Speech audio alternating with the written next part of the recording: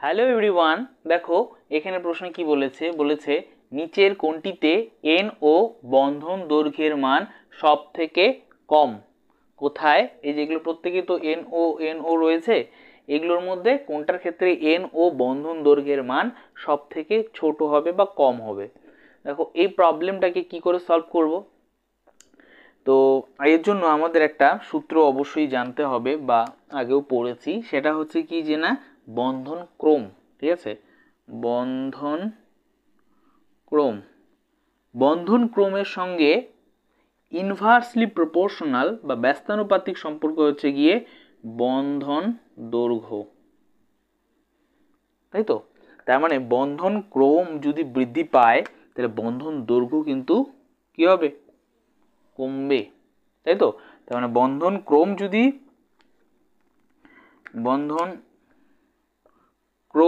যদি বাড়ে তাহলে বন্ধন দৈর্ঘ্য কি হবে? কমবে, তাই না। তাহলে পরে দেখো এখানে বলেছে নিচের কোনটিতে এন ও বন্ধন দৈর্ঘ্যের মান সব থেকে কম। তার মানে বন্ধন দৈর্ঘ্যের মানকে সব থেকে কম হতে গেলে তাহলে বন্ধন ক্রমের মানকে সব থেকে কি হতে হবে? বেশি হতে হবে, তাই না। বন্ধন দৈর্ঘ্যের মানকে সব থেকে ছোট হতে গেলে, হ্যাঁ, বন্ধন ক্রমের মানটাকে সব থেকে বড় হতে হবে। তাহলে এগুলোর মধ্যে আমাকে চেক করতে হবে কোথায় বন্ধন ক্রমের মান সব থেকে বেশি। বোঝা গেল? তো দেখো এইটুকুনো তোলা না থাকলে অবশ্যই তুলে নাও, মুছে দিচ্ছি। তো এবার প্রশ্ন হচ্ছে তাহলে সেই বন্ধন ক্রমটা কি করে বের করব। বন্ধন ক্রম ইংলিশে যাকে বলে বন্ড অর্ডার, কি করে বের করব।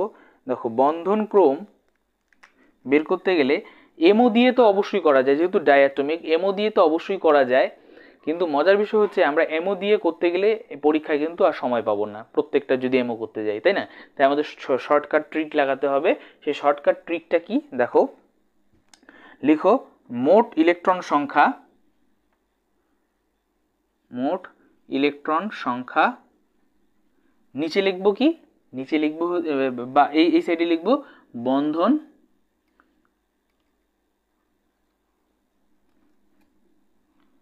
ক্রম, তাই না। তাহলে দেখো মোট ইলেকট্রন সংখ্যা কিভাবে লিখতে শুরু করব, 14 থেকে লিখবো। ঠিক আছে, 14 এক কমাও, 13 12 11 10, এদিক থেকে এক বাড়াও, 15 16 17 18। ওকে, এবার 14 এর জন্য না, 14 এর জন্য বন্ধন ক্রম হয় 3, মনে রাখতে হবে। এবার 13 এর জন্য হাফ কমাতে হবে 2.5, এটার জন্য আরো হাফ কমাও 2, এটার জন্য আরো হাফ কমাও দ্যাট মিন 1.5, এটার জন্য আরো হাফ কমাও দ্যাট মিন 1। ওকে, আবার এটার ক্ষেত্রে একই রকম হবে, কমাও হাফ কমাও 2.5, এটার জন্য হাফ কমাও 2, এটার জন্য হাফ কমাও তো 1.5, এটার জন্য হাফ কমাও দ্যাট মিন কত আসবে? 1।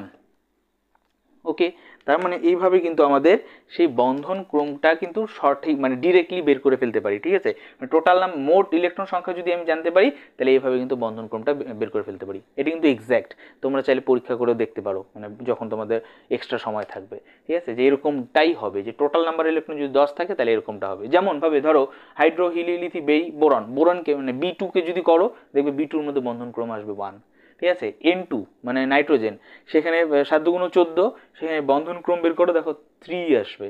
ঠিক আছে, তো যাই হোক, তো এরকম ভাবে কিন্তু আমাদের বন্ধন ক্রমটা বের করতে হবে। যদি তোলা না থাকে অবশ্যই তুলে নাও। ঠিক আছে, এবার দেখো এক এক করে করি। প্রথমে NO, নাইট্রোজেন রয়েছে, অক্সিজেন রয়েছে। নাইট্রোজেন অ্যাটমিক নাম্বার কত, পারমাণবিক ক্রমাঙ্ক কত নাইট্রোজেনের? 7, 7 না। অক্সিজেনের কত? 8, তাহলে 7 + 8 মানে কত দাঁড়ালো? 7 × 14 একে 15। টোটাল নাম্বার অফ ইলেকট্রন কত? 15। 15 হলে পরে তার বন্ধন ক্রমটা কত হয়? 2.5। তার মানে NO এর জন্য বন্ধন ক্রমটা হচ্ছে কি কত দাঁড়ালো? তাহলে 2.5 দাঁড়ালো, তাই তো। NO এর জন্য বন্ধন ক্রম কত দাঁড়ালো? 2.5। এবার NO+ বলেছে, প্রথমে লিখে নিই।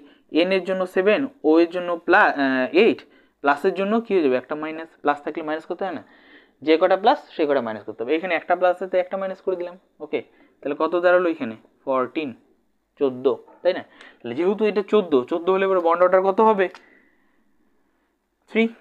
তাহলে বন্ড অর্ডার এটার ক্ষেত্রে কিন্তু 3। ঠিক আছে, বা বন্ধন ক্রম। ঠিক আছে, এবার এখানে দেখো NO2+ বলেছে, তাহলে আগের মতনই করি। N কত? 7, অক্সিজেন 8, 2 প্লাস তার মানে কি দুটো ইলেকট্রন নেই, দুটো ইলেকট্রনকে বিয়োগ করে দিতে হবে, -2 করে দাও, ঠিক আছে।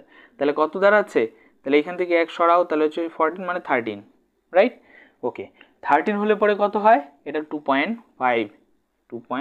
হয় এটাই, ইটস ফাইন। ওকে, এবার NO মাইনাসের কথা বলেছে, N কত 7, অক্সিজেন কত 8, মাইনাস হওয়ার কারণে +1, মাইনাস থাকলে প্লাস করতে হয়, করে দিলাম। তাহলে কত দাঁড়াচ্ছে 7, দ্যাট মিন 16, রাইট। 16 হলে পরে কত হয়, 16 হলে পরে কিন্তু 6 হয়, তাই এটা সরি 16 হলে পরে কিন্তু 2 হয়, রাইট। তাহলে বন্ধন ক্রম কিন্তু এর ক্ষেত্রে দাঁড়াচ্ছে কত 2। তো একটু আগে আমি বলেছি যে বন্ধন ক্রম এর সঙ্গে বন্ধন দৈর্ঘ্যের কি সম্পর্ক, ব্যস্তানুপাতিক সম্পর্ক। তার মানে বন্ধন দৈর্ঘ্য বৃদ্ধি পাবে তখনই, বন্ধন দৈর্ঘ্য কমবে তখনই যখনই বন্ধন ক্রমের মানটা বাড়বে। তার মানে সব থেকে এইখানে দেখো সব থেকে বেশি বন্ধন ক্রম কোথায় বেশি, এখানে।